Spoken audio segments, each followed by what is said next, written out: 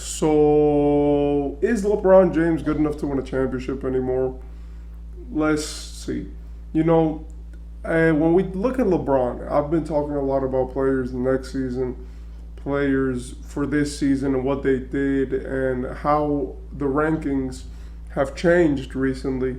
In terms of who's the best player in the league, which is Jokic now, in my opinion, who's the worst player in the league, and what superstar has disappointed or overachieved in their respective situations, right? Like a Shea Gilgis Alexander, he averaged 30, he had an MVP caliber year, he overachieved heavily, and a guy like Giannis, which had the perfect team to win a championship, underachieved heavily by losing in the first round.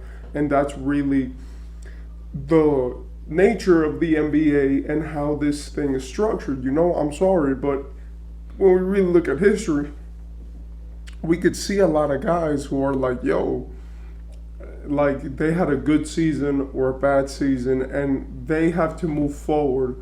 But for next season, there is one guy who I want to focus on, and that's LeBron. The reason why is because he's 21 years into the NBA, counting next season, right? Like next season is his 21st season.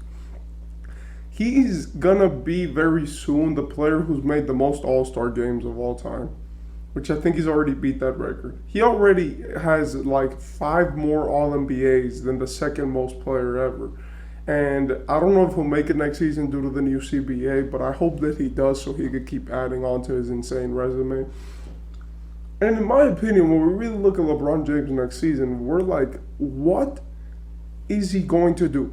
Right? Like, is he, like, look, I'm sorry, but he's looked like a anomaly out there with the dunks behind the back, getting his head that close to the rim at 38, being able to dunk it, catch it off the backboard, put it up again, hit the pass, get it back, dunk it, shoot the three, make it. Like, LeBron's looked like a complete anomaly out there at 38 years of age, and he broke the scoring record, and he's averaged 29, 9, and 7, and he's going crazy every game. So in my opinion, when I look at LeBron, I'm like, yo, so what are we going to do about this guy, and what is he going to do his next season, It's no understatement that he's one of the best players in the league. He could still contribute to a championship team, and he could still be the best player on a championship team, right? With its limits, right? It's not like he could still be the best player, but it's not like he has to go crazy for 48 minutes. Anthony Davis should be able to help. That's why we have secondary stars. But in my opinion, when we really look at LeBron next season and we ask ourselves the question of what is he going to average? I saw a stat earlier, right? Let me see if I have it, of every player who's played in their 21st season, every player who's just been to a 21st season, right? And they averaged around, I found the statistic. But every player, right? You have Robert Parrish, Kevin Willis, Kevin Garnett, Vince Carter, and Dirk Nowitzki. They combined, all of their statistics combined in points, rebounds, and assists, combined to 24 points, 15 rebounds, and 5 assists. Between 5 guys who have played 21 seasons. Then you look at LeBron James, which is going into his 21st season, and in his 20th season, he averaged 29, 8, and 7. Are you telling me that LeBron James is going to have a better average in his 21st season by himself than the entire average of 5 players who played before him combined? That's crazy. And that type of longevity is insane. We've never seen this. And I mean never. You can't bring up any Tim Duncan, any Kobe, any Dirk, any Kevin Garnett, any of the longevity guys in NBA history, any Kareem even, you cannot bring up any of these guys and talk about that they're doing what LeBron James is doing in his 21st season. And I'm sorry, but that's just the facts. LeBron James has completely obliterated every single age record.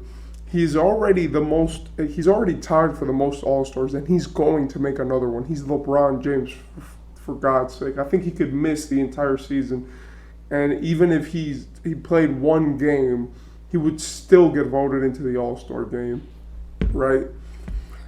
Then you have All-NBA, which all he has to do is play 64 games. And as long as he doesn't go out there and want to tear the rim up, I think he could play 70 games as long as he just preserves his body correctly.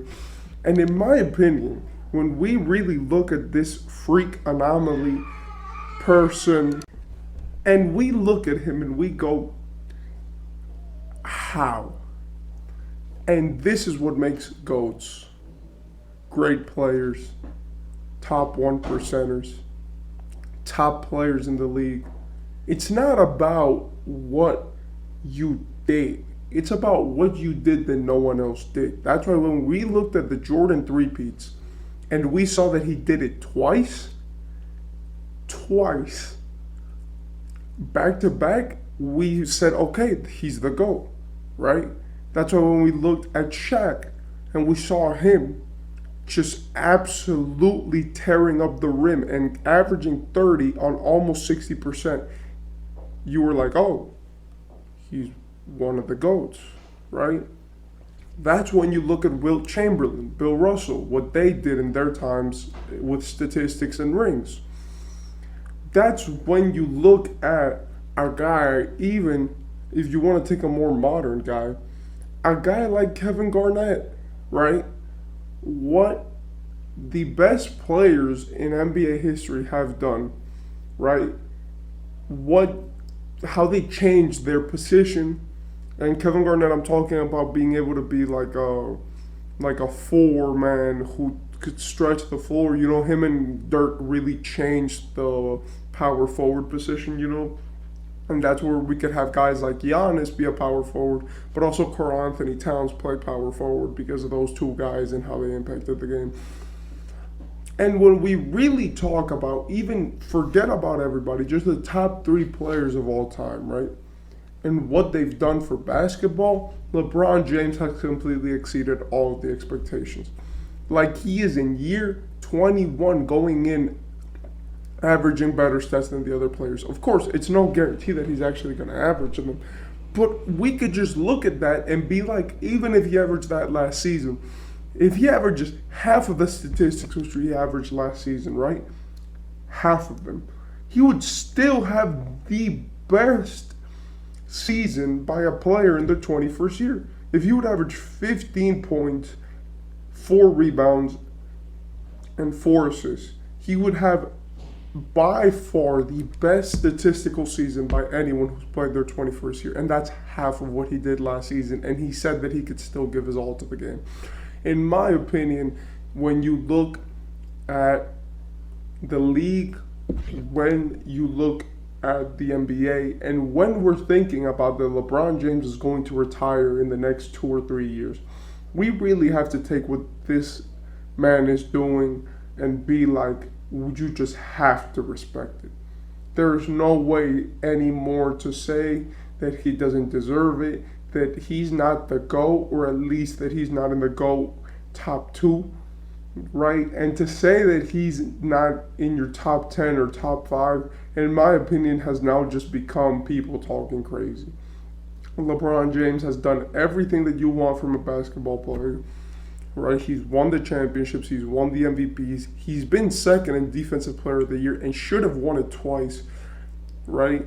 He's been that player who you could count on consistently for closing games and being great when it matters most. I know that 2011 happened, but that was one series, and in every other series that he's been on before and after 2011, he played phenomenally. And in my opinion, he ran a whole conference into the dirt because the Eastern Conference, after LeBron left, literally needed years just to get back into form because of what he did to the conference in terms of just running through it every single year and giving no chance that any team was going to make it out until eventually he left. And now the East is a phenomenal conference. But in my opinion, when we look at LeBron James, we have to start giving him his respect right now because he's going to be gone soon. And the type of stuff that he's doing right now is crazy. Yeah, that's been it.